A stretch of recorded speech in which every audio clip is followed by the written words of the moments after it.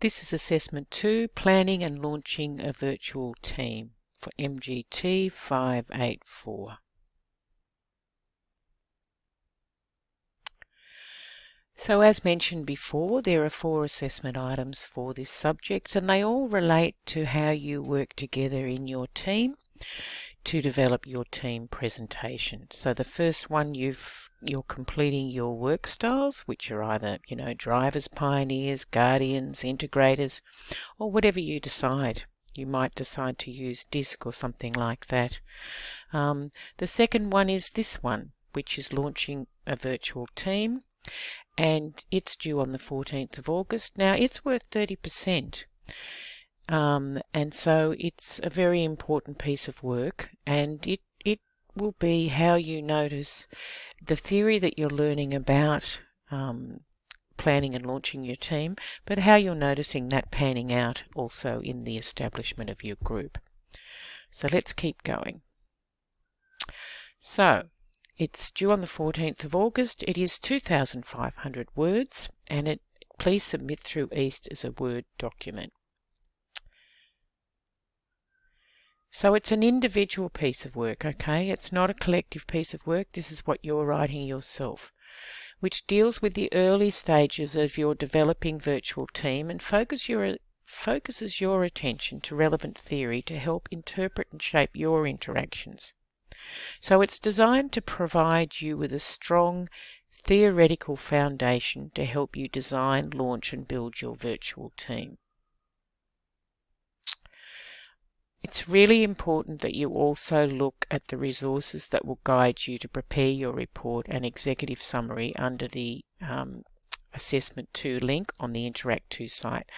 So there are some documents there there's a guidance for writing this report with a structure, which I'll talk about the structure as well later in a later slide. There is also guidance on how to write an executive summary, and I'll mention that too later on. So make sure that you go to the Assessment 2 link, look at this video, obviously, because you are looking at it, because you're listening to me now. Look at the PowerPoint for it, look at the tasks, and look at the other resources that are available. So your task is to prepare a report discussing, and that's an academic report or an essay, but it's like a business report in a way, discussing key factors to consider in designing and launching a virtual team. So you need to focus your discussion on 3 main areas, and you can use these as headings to structure your report. There are section heading numbering guidance in the accompanying report guidance document under the A2 link and in following slides. I'm not going to get head up if you don't follow what we've put for those suggested headings. As long as you follow each of those headings and put them into your report and it makes sense to me, that's fine.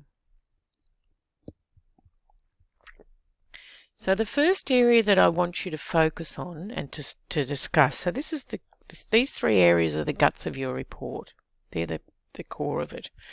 Factors to consider in designing and launching a team. So what are some of the things that you have had to do to consider in designing and launching this team? And I know in some ways the design has been taken out of your hands because you've been assigned to a group and the peers have already been enrolled. So you can write about that, and you can write about, well, what would you normally do if you were designing a team to work together on a particular project such as this, to produce a presentation about teams.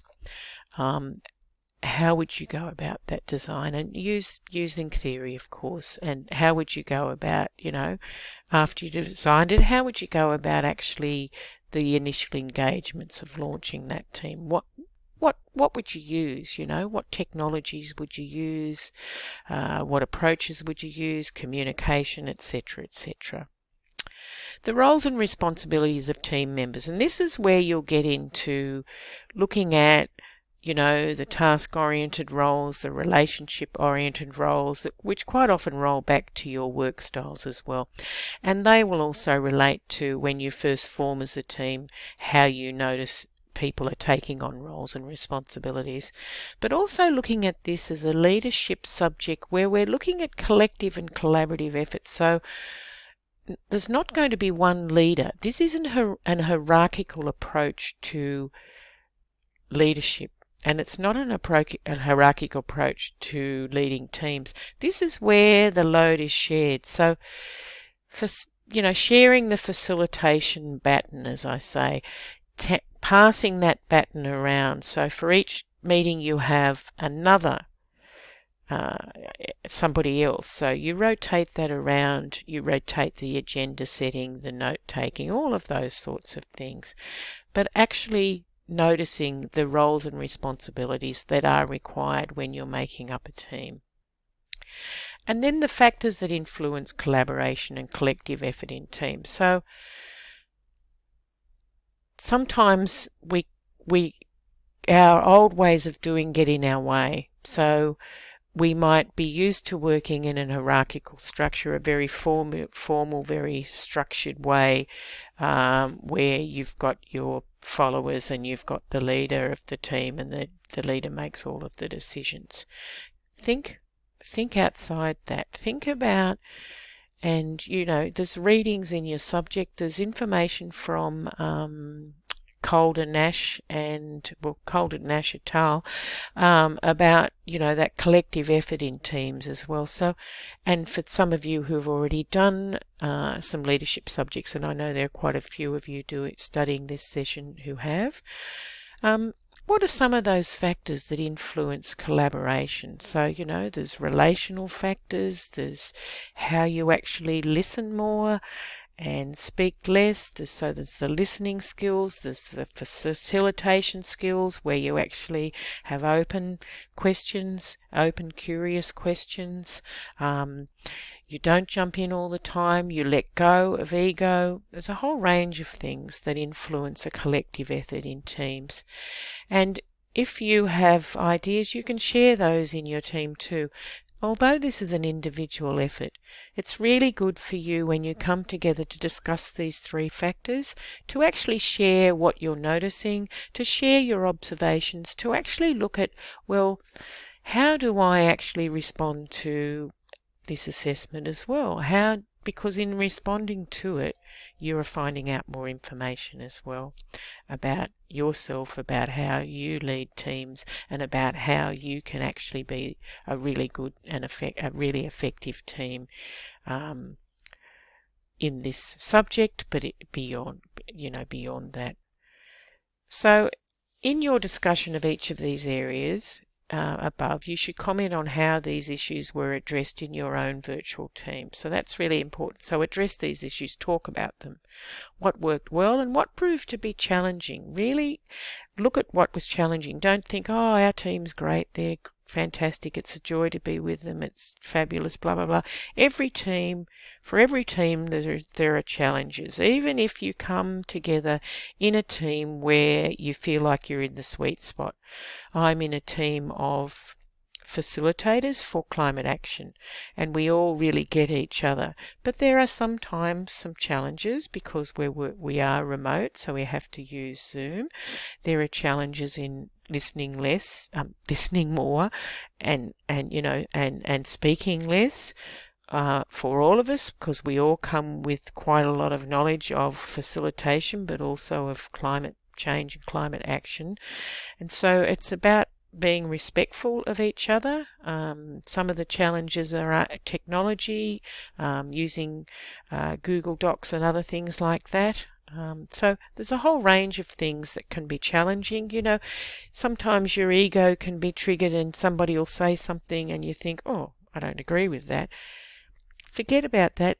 Let your ego go, let your judgment go, and be open to what those gifts that those people are bringing. So what needed to be modified to account for the virtual nature of the team and or different teamwork styles? So some of that will be technology, but there'll be other things as well. Reflection. We're very big on reflection. It's really important that you reflect on your experiences to date in the team and how this is contributing to your developing understanding of leadership in teams. So your reflection on your experiences to date should not be a repeat of the description and analysis above, okay? But rather an overview of your own learning. So you're going deeper. You know, what is it about? You're thinking more critically about what is it about your learning and how you can use this information in your own practice and your own team experiences. So relate that. Always relate back to own leadership and team experiences. Don't miss that out in this reflection, okay? I will be looking for that. So for each of these areas outlined, you must be informed by relevant theory and really look at Module 1 and 2. You should supplement this material to add depth to your discussion with a minimum of 5 academic articles. That's total for the assessment. I would like to see 8 or more. I think 5 is quite light on for 2,500 words. In other words, you are required to read beyond the subject. Some people will not read beyond the subject. That's fine. That you may get a good credit for that, or you may get a pass. However, if you want to get a distinction above, you need to read beyond the subject. So let's get on. So the presentation, title page, executive summary. This is very important section. So make sure you look at the guidelines for writing this. Okay, this is where somebody will come in and read this at a glance, and they'll see what the context is of your report, what the purpose was, your key findings, and any conclusions and recommendations. Please note the difference between this and the introduction. Okay, they are different. A table of contents, this should be on a separate page.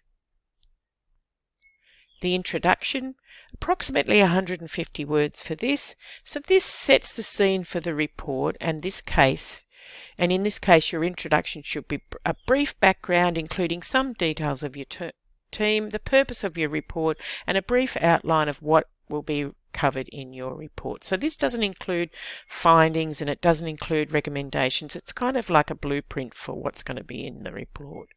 Planning and launching a virtual team. So these 3 things that we talked about before, those 3 factors and roles and responsibilities, and launching a team should not be there, so please ignore that 4th one. I should have taken that out, and I do apologise.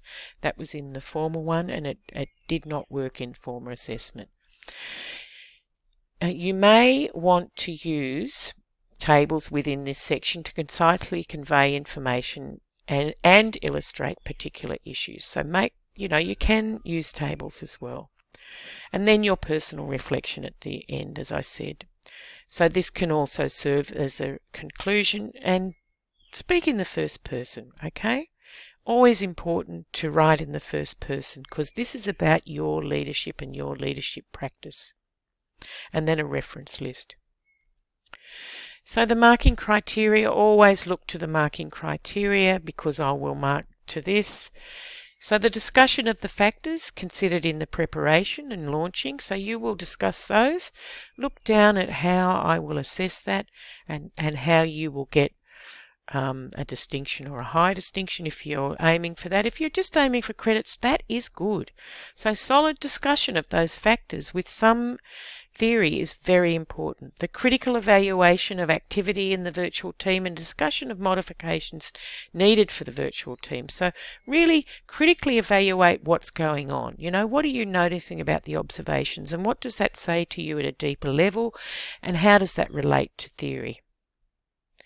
Reflection on the experiences in the team. So that's your final reflection. Really important that you look at that, but also relate it to how you apply it to your own leadership in teams. And then the referencing and presentation. So you make sure that your referencing is accurate using the APA 7th style and you present in that format that we've provided. So if you have any questions about anything, please post to the assessment forum if they're assessment questions and or email me, and what I do is I repurpose those questions to the assessment forum so everyone benefits. You can also email me first before you phone me because I do work part-time and I do have some other things on this week. Okay? I hope you enjoy doing this report. Cheers.